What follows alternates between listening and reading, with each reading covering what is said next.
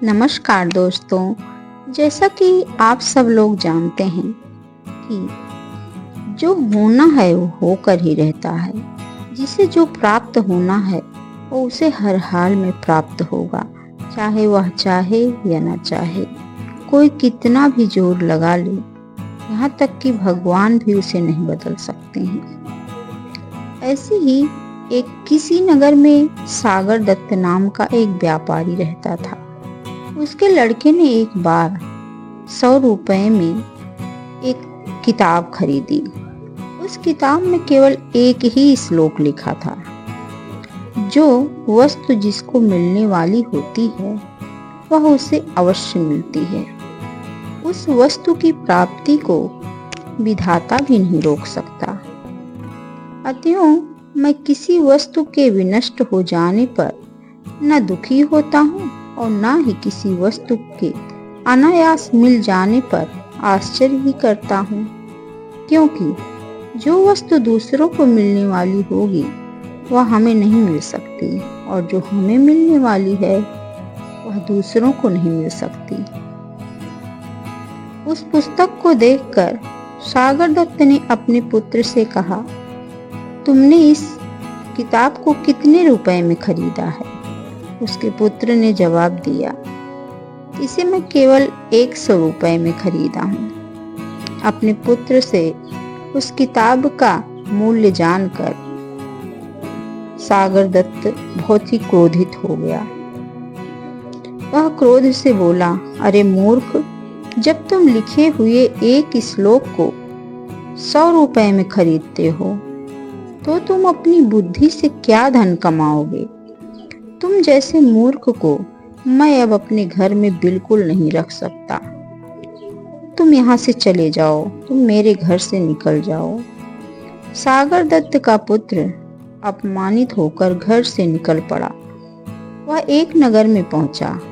लोग जब उसका नाम पूछते तो अपना नाम प्राप्तव्य अर्थ ही बतलाता। इस प्रकार वह प्राप्तव्य अर्थ के नाम से पहचाना जाने लगा। कुछ दिनों बाद नगर में एक उत्सव मनाया गया। नगर की राजकुमारी चंद्रावती अपनी सहेली के साथ उत्सव की शोभा देखने निकली। इस प्रकार जब वह नगर का भ्रमण कर रही थी तो किसी देश का राजकुमार उसकी दृष्टि में आ गया। वह उस पर मंत्रमुग्ध हो गई और अपनी सहेली से बोली, सखी, जिस प्रकार भी हो सके इस राजकुमार से मेरा समागम कराने का प्रयास करो। राजकुमारी की सहेली तत्काल ही उस राजकुमार के पास पहुंची और राजकुमार से बोली, मुझे राजकुमारी चंद्रावती ने आपके पास भेजा है। उनका कहना है कि आपको देखकर उनकी दशा बहुत ही शोचनीय हो गई है। आप तुरंत उनके पास न गए तो मरने के अतिरिक्त उनके लिए अन्य कोई मार्ग नहीं रह जाएगा। इस पर उस राजकुमार ने कहा, यदि ऐसा है तो बताओ, मैं राजकुमारी के पास किस समय और किस प्रकार पहुंच सकता हूँ? राजकुमारी की सहेली बोली, रात्रि के समय उसके शयन कक्ष में चमड़े की एक मजबूत रस्सी लटकी हुई मिलेगी। आप उस पर चढ़कर राजकुमारी के कक्ष में पहुंच जाना। इतना बताकर राजकुमारी की सहेली तो वापस लौट गई और राजकुमार रात्रि के आगमन की प्रतीक्षा करने लगा। किंतु रात हो जाने पर कुछ सोचकर उस राजकुमार ने राजकुमारी के कक्ष में जाना एकाएक स्थगित कर दिया। संयोग की बात है कि व्यापारी का पुत्र प्राप्तव्य अर्थ उधर से ही निकल रहा था। उसने रस्सी लटकी देखी तो वह उस पर चढ़कर राजकुमारी के कक्ष में पहुंच गया। राजपुत्री ने भी उसको राजकुमार समझकर उसका खूब स्वागत सत्कार किया, उसको स्वादिष्ट भोजन खिलाया और अपनी शैया पर उसे लिटाकर स्वयं भी लेट गई। व्यापारी पुत्र के स्पर्श से रोमांचित होकर उस राजकुमारी ने कहा, मैं आपके दर्शन मात्र से ही अनुरक्त होकर आपको अपना हृदय दे बैठी हूँ। अब आपको छोड़कर किसी और को पति रूप में वरण नहीं करूंगी। व्यापारी पुत्र कुछ नहीं बोला, वह शांत पड़ा रहा। इस पर राजकुमारी ने कहा, आप मुझसे बोल क्यों नहीं रहे हैं? क्या बात है? तब व्यापारी पुत्र बोला, मनुष्य प्राप्तक वस्तु को प्राप्त कर ही लेता है। यह सुनकर राजपुत्री को संदेह हो गया। उसने तत्काल उसे अपने शयन कक्ष से बाहर भगा दिया। उसने देखा कि वह तो राजकुमार है नहीं, उसने उसे वहां से निकाल दिया। व्यापारी पुत्र वहां से निकलकर एक जीर्ण शीर्ण मंदिर में विश्राम करने चला गया। मंदिर एकदम टूटा फूटा था। संयोग की बात है कि नगर रक्षक अपनी प्रेमिका से मिलने उसी मंदिर में आया हुआ था। उसे देखकर उसने पूछा, आप कौन हैं? व्यापारी पुत्र बोला, मनुष्य अपने प्राप्तव्य अर्थ को ही प्राप्त करता है।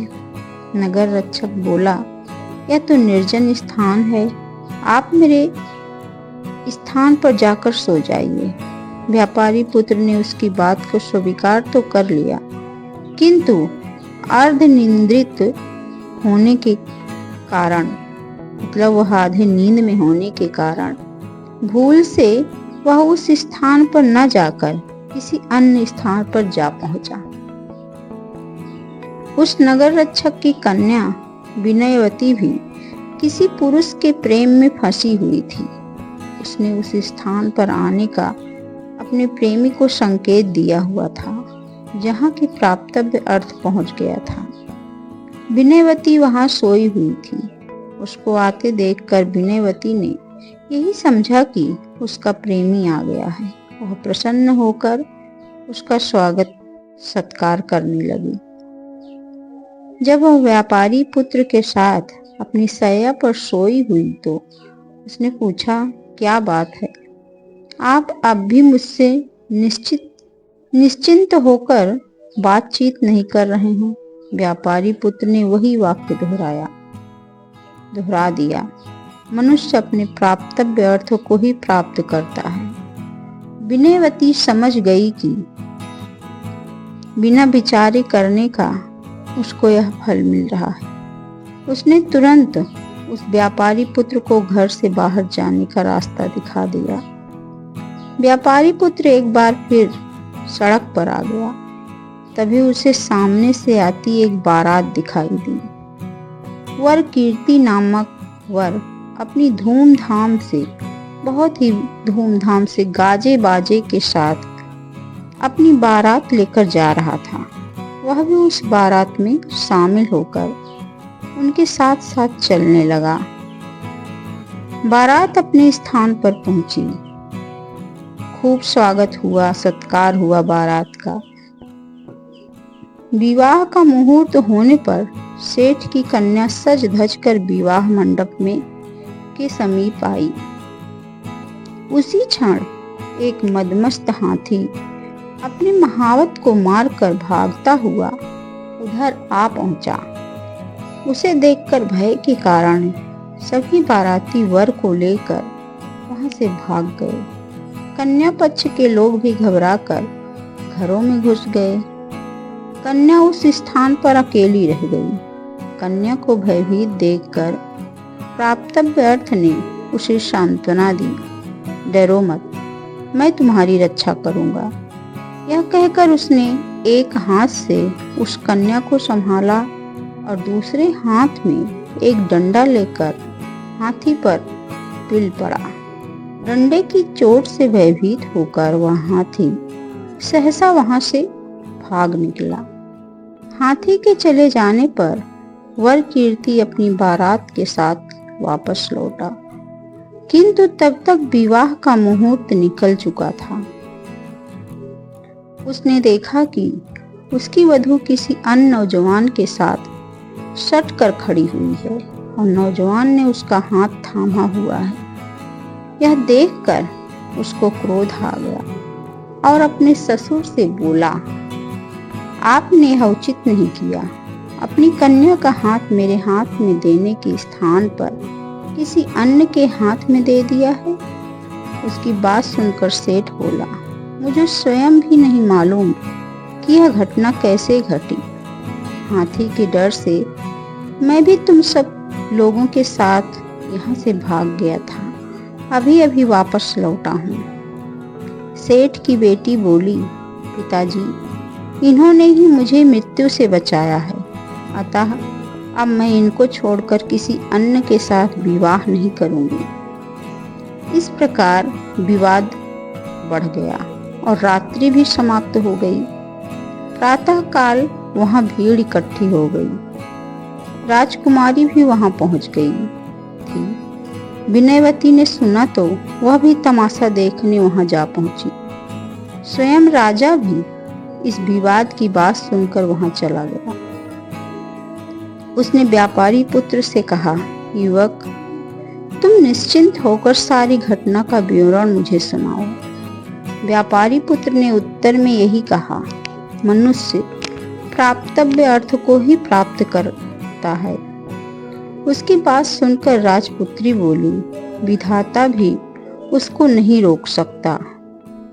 तब विनयवती कहने लगी, इसलिए मैं विगत बात पर पश्चाताप नहीं करती और मुझको उस पर कोई आश्चर्य नहीं होता। यह सुनकर विवाह मंडप में आई सेठ की कन्या बोली, जो वस्तु मेरी है वह दूसरों की नहीं हो सकती। राजा के लिए यह सब पहेली बन गया था। उसने सब कन्याओं से पृथक पृथक सारी बात सुनी और जब वह आश्वस्त हो गया तो उसने सबको अभयदान दिया। उसने अपनी कन्या को संपूर्ण अलंकारों से युक्त करके 1000 ग्रामों के साथ अत्यंत आदर पूर्वक प्राप्तव्य अर्थ को समर्पित कर दिया। इतना ही नहीं, उसने उसे अपना पुत्र भी मान लिया। राजा ने उसे अपना पुत्र भी मान लिया और उस व्यापारी पुत्र को युवराज पद पर प्रतिष्ठित कर दिया। नगर रक्षक ने भी उसी प्रकार अपनी कन्या विनयवती उस व्यापारी पुत्र को सौंप दी। तीनों कन्याओं से विवाह कर व्यापारी पुत्र आनंद पूर्वक राजमहल में रहने लगा। बाद में उसने अपने समस्त परिवार को भी वहीं बुला लिया। इसीलिए तो कहा जाता है कि दाने दाने पर लिखा है खाने वाले का नाम। उसे जो प्राप्त होना था, जो उसके भाग्य में था, वह उसे प्राप्त हुआ। इसलिए कहा जाता है कि मनुष्य अपने प्राप्तव्य अर्थ को ही प्राप्त करता है।